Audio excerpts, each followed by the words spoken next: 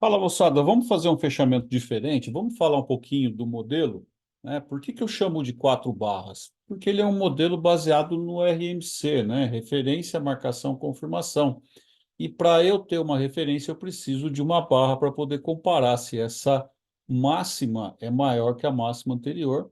Da mesma forma, se essa mínima é menor que a mínima anterior. Então, minimamente, eu preciso de quatro barras para poder fazer o RMC. A gente especializou o RMC, né? A gente trabalhou de uma forma que, em algumas condições, com o fechamento da barra 2 a gente pode já operar a barra 3 e a barra 4. E quando não houver uma condição para a barra 2 a gente espera o fechamento da barra 3 e opera a barra 4. Somente após esses fechamentos que a gente opera o mercado na continuidade, porque a gente precisa de alguma objetividade e alguma certeza, entre aspas, né? A gente precisa de uma expectativa matemática de que nós vamos trabalhar, que o mercado vai trabalhar a nosso favor, tá bom? Então, pensando aqui na validação da barra 2, quando eu tenho o rompimento de uma máxima em uma região de interesse e o mercado não tem força para fechar acima, isso aqui é uma validação de barra 2, ou seja, a gente pode trabalhar a barra 3 e a barra 4. Da mesma forma, uma operação de compra, né? Quando você tem o rompimento de uma mínima e uma reversão, então a gente tem uma possibilidade de operação de barra 3 e barra 4. Agora, quando é que ocorre validação da barra 3? Quando o fechamento da barra 2 ele fechar forte, ele fechar acima da máxima da barra 1, ele não fecha dentro do range, tá vendo? Da mesma forma aqui, ele fechou abaixo.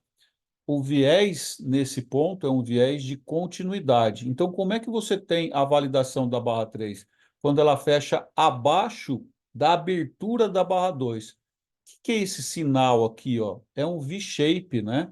Então, eu tenho um ponto onde ele rompeu uma máxima, falhou o viés de ataque à máxima para ele continuar e ainda assim fechou abaixo do fechamento anterior, né? Da mesma forma aqui, e nesse caso, quando fechar a barra 3 a gente pode operar a barra 4 nesse caso.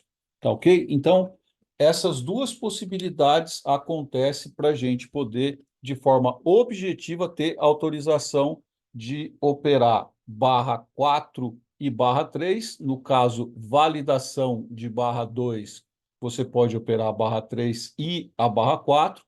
Validação de barra 3, a gente opera a barra 4. Como é que a gente opera essas barras? A gente opera prestando atenção no mid-range. O que a gente quer? A gente não quer que a sombra trabalhe dentro do mid-range do candle, tá? Quando eu tenho uma sombra que é 2/3 maior que o corpo, eu uso só a sombra. Por quê? Porque eu quero o V-shape. Essa sombra no tempo gráfico menor, ela vai fazer um formato de um V invertido aqui, e nesse ponto aqui, um formato de um V normal, né?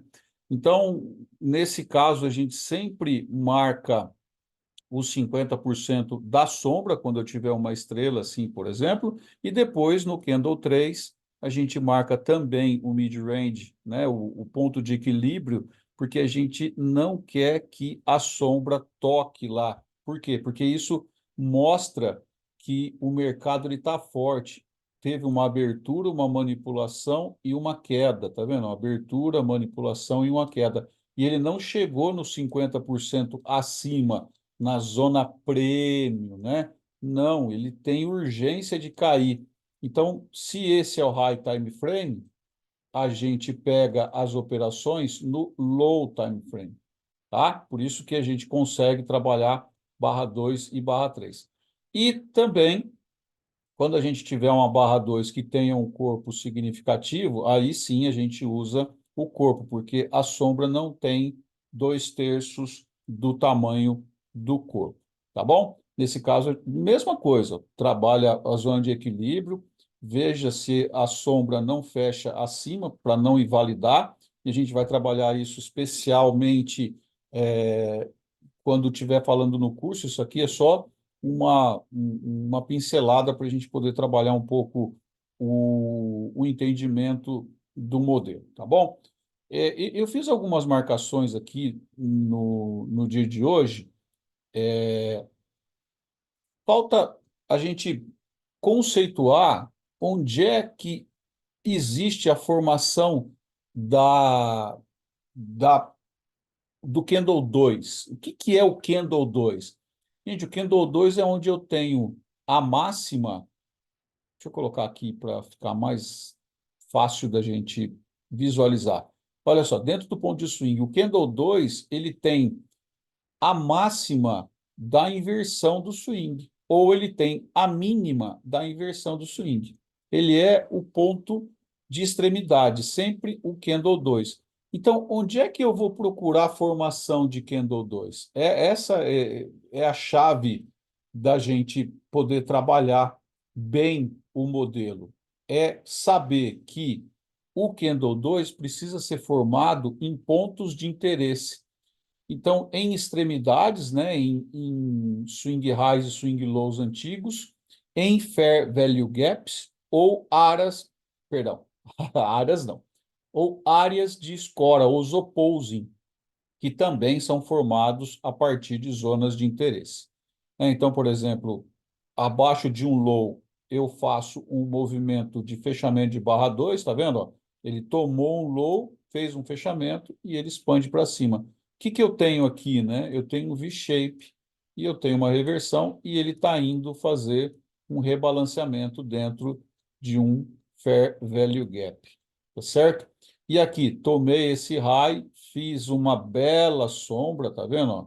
Essa sombra, os 50% dessa sombra aqui, o Candle 3 respeitou e andou. E o Candle 4? O Candle 4 não. O Candle 4 você aperta o stop ou você não opera nesse dia aqui, ou opera de outra forma, né, dentro desse movimento, mas é melhor que não se opere por conta da invalidação. É bom sempre dar tiro certeiro, né?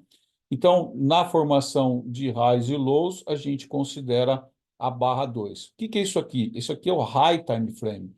Depois a gente vai para dentro do low time frame para poder operar a barra 3 e a barra 4, tá? Dentro de Fair Value Gap, tá vendo? Tem um Fair Value Gap aqui. A sombra da barra 2 veio, fez fechamento de barra 2, barra 3, barra 4, inverteu.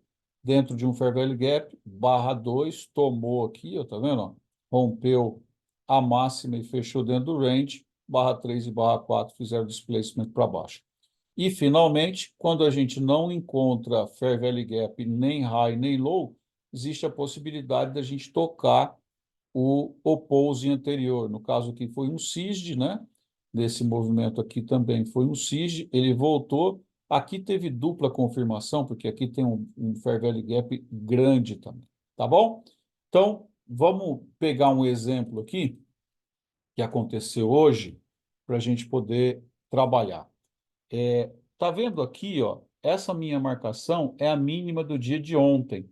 O mercado veio, rompeu essa mínima, e aí ele faz um candle 2 aqui? Faz, né? Tá vendo? Ele rompeu a mínima do candle 1 e fechou acima. Na verdade, ele fechou até com uma outside bar. Então, o que a gente faz nesse ponto aqui? A gente vai para o 1 minuto e olha o que aconteceu nesse movimento, nesse horário do 1 minuto, quando o mercado rompeu a mínima, tá aqui, ó.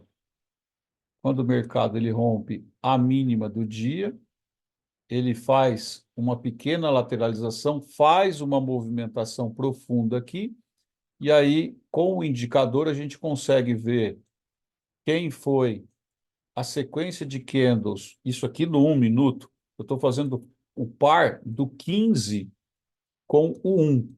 Então, eu tive uma barra 2 no 15 minutos. O que eu vou operar? Eu vou operar a barra 3 no 1 minuto. Quantos candles tem a barra 3 do 1 minuto?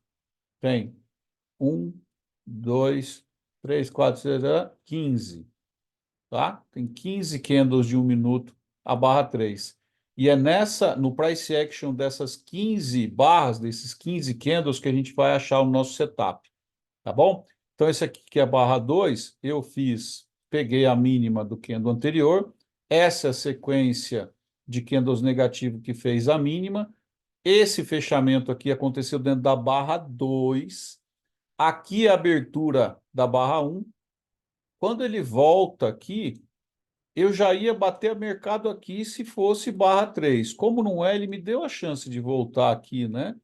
Então, onde é que está a minha entrada? Ora, se eu sei que o rompimento foi aqui, pendura uma ordem aí, né? Pendura a ordem aqui e coloca o stop aqui embaixo, 300 pontos de stop e 634 pontos, praticamente em 5 minutos. Foi até mais, né? Nessa movimentação eu peguei mais pontos aqui, porque aqui eu tinha desenhado, não sei se vocês lembram, eu tinha desenhado aquele P&D, né? Foi daqui até aqui. Eu coloquei o P&D. Tá vendo? Esse ponto aqui é o 25%. Eu levei até os 75%. Foi até aqui, mais ou menos. Foram 800 pontos, por conta dessa marcação que eu fiz. Tá? Então, nesse caso, como a gente está trabalhando puramente e mecanicamente o indicador, não, o modelo, está aí 600 pontos.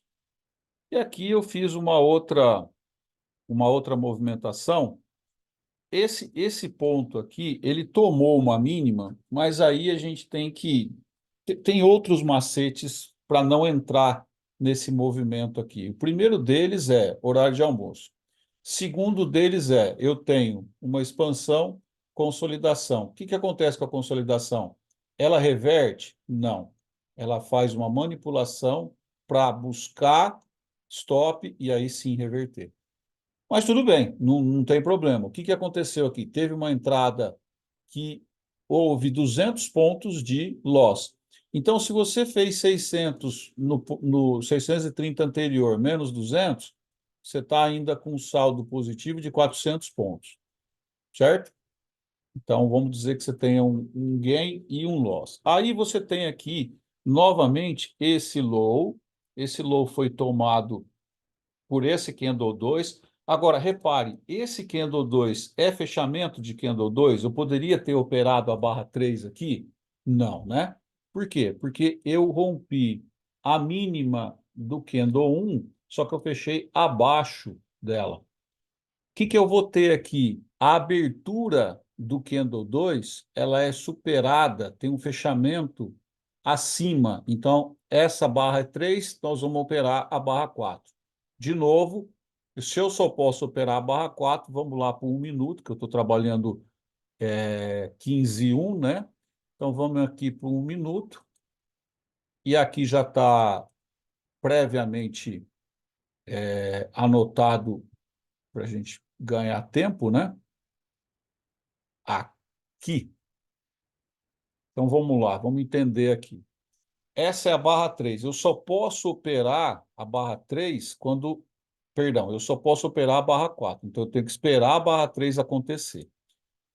No caso, barra 2 continua a mesma coisa. Quem foi o candle que fez a mínima, a sequência de candles que fez a mínima? Está aqui. SISD tá feito? Tá.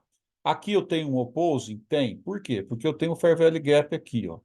Tem esse gap aqui, o mercado fez mínimo aqui, rompeu acima a partir daqui. Então, eu tenho SISD e tenho opposing. Beleza? Tenho Scora. E aí o mercado vai, vai, vai. Aqui está a abertura do candle 2. Quando o candle 3 fecha, ele fecha acima do movimento do candle 2. E aí o que acontece? Beleza. Abriu o candle 4, eu preciso de uma escora para poder trabalhar. Esse cara aqui, ele fez essa abertura aqui, ele fez SIG? Não. Essa sequência de candles negativa não pega nada. Ó. Não pega não tem Fair Value Gap aqui, e ele não tomou essa mínima. Ele anda, essa sequência de candles que fez essa mínima aqui, tocou? Não. Essa sequência aqui, opa, tomei uma mínima. Então, esse cara é. A mínima dele qual que é? Esse candle aqui. Essa mínima foi superada? Foi. Por qual movimento? Por esse aqui. Está aqui a sua entrada, ó. A partir do momento que fecha aqui acima, é a sua entrada. Só que eu posso trabalhar nesse ponto aí? Sim, porque eu estou com a movimentação da barra 4. Então, quando fechar essa barra aqui, você entra a mercado, e aí o teu stop correto ficaria aqui abaixo, ó. São 100 pontos. Você vai entrar para 100 pontos? Complicado, né? Quer dizer, não é que é complicado, você vai buscar 200 pontos, você vai buscar o teu stop lá. Eu colocaria um stop maior, eu colocaria pelo menos 200 pontos de stop. Por quê? Porque se você arrisca 200 pontos de stop no começo do dia, se você arrisca... A gente tem que ter um risco mais ou menos médio, de 180, 200 pontos. A gente não sabe se vai acontecer ou não, mas se você tivesse perdido mais 200 pontos aqui, você estava com 400, você sairia ainda no lucro, tá? Então, 200 pontos aqui. Deixa eu voltar um pouquinho aqui. Cadê? 200. Tá aí. 200, você faz 400 pontos, com mais 400 que você tinha, você fecha o dia com 800 pontos. Por isso que é importante a gente não ter medo de stop, porque o stop faz parte. O stop vai acontecer de qualquer maneira. Se você tem um modelo que te ajuda. E outra, isso aqui não tem nada a ver com notícia, não tem nada a ver com viés político, ou nada, não estamos fazendo mecanicamente a coisa aqui. Está aqui, ó. Principalmente quando tem volatilidade, é excelente. Por quê? Porque dá chance, dá vantagem da gente trabalhar as coisas. Tá? Então, tá aí uma aulinha diferente, uma aulinha, perdão, um fechamento diferente, um fechamento com uma aulinha. Espero que vocês tenham gostado e comentem para a gente poder esclarecer, fazer mais vídeos como esse. Eu tive a ideia de fazer esse vídeo por conta de uma dúvida de um colega que estava com uma certa dificuldade para identificar a formação dos candles, né? Do candle 1, candle 2, candle 3 e candle 4. Tá bom? Fiquem com Deus aí, um abração, nos vemos amanhã. Tchau, tchau.